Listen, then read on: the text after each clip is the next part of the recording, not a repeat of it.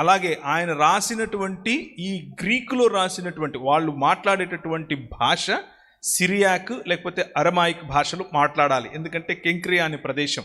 కానీ గ్రీకులో రాసినటువంటి పత్రికను తీసుకొని వచ్చి చదివి వినిపించి దాని అర్థం చెప్పాలి.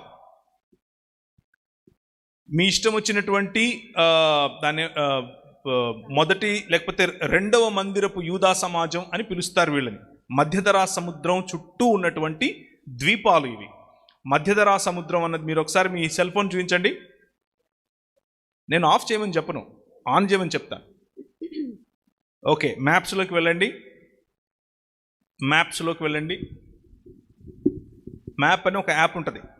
ఆ మ్యాప్స్లోకి వెళ్తే ఇస్రాయేలు ప్రాంతానికి సిరియా ప్రాంతానికి మధ్యలో ఉన్నటువంటి సముద్రం కనిపిస్తుంది మీకు. ఇటలీ అనే పటాలం ఇటువైపు ఉంటుంది, గ్రేకు దేశం ఉంటుంది, ఇటువైపు ఏమో ఆసియా ఖండం ఉంటుంది, అటువైపు ఏమో ఆఫ్రికా ఖండం ఉంటుంది. ఈ మూడిటి మధ్యలో ఉన్నటువంటి ఒక సముద్రాన్నే మధ్యధరా సముద్రం అని పిలుస్తారు. వీలైతే చూపించండి లైవ్లో.